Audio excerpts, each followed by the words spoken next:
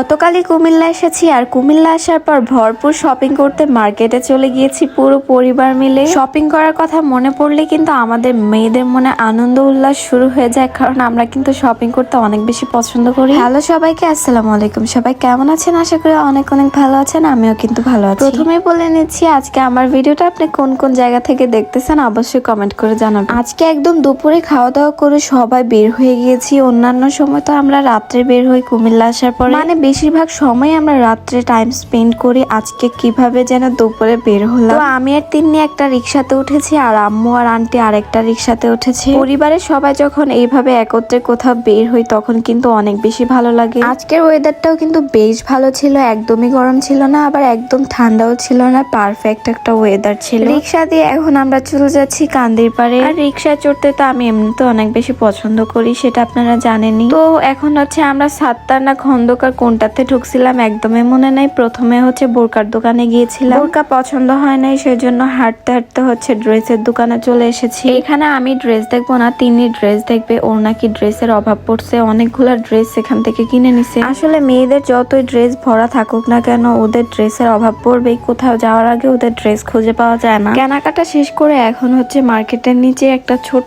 Shop ছিল। যখনই shopping করতে আসি এই দোকানটা থেকে আমরা আইসক্রিম কিনে নিয়ে যাই। যদিও শীতকাল বলে কি হয়েছে, সেজন্য কি আইসক্রিম খাবো না? আমি আম্মু তিন্নি হচ্ছে আইসক্রিম নিয়েছি আর আন্টির জন্য হচ্ছে পপকর্ন নিয়েছি। এখন খানা পিনা শেষ করে আমরা আরেকটা মার্কেটে চলে যাচ্ছি। ওই মার্কেটটার নাম আমার একদমই মনে নাই, তবে গোল্ডেন স্পুনের নিচে আর কি ওইখান থেকে কিছু জুতার কালেকশন দেখবো আর আন্টির জন্য কিছু মেক্সি কিনবো। তো রিক্সাতে চড়ে হচ্ছে আমরা এখন এই টাওয়ার নিচে চলে এসেছি আর এর দোতলায় হচ্ছে একটা জুতার শোরুম আছে। এখানের জুতার কালেকশন গুলো অনেক বেশি সুন্দর, তবে জুতার কালেকশন যেমন তেমন। এই শোরুমে ঢুকলে আসলে মনটা একদমই ফ্রেশ হয়ে যায়। সেটা হচ্ছে ওনাদের সাজানোর ক্যাটাগরিটা, মানে সবগুলা জিনিসপত্র এত সুন্দর করে ডেকোর করে রেখেছে। কিছু ব্যাগের কালেকশনও ছিল, ব্যাগগুলো অনেক বেশি ভালো লেগেছে আমার কাছে।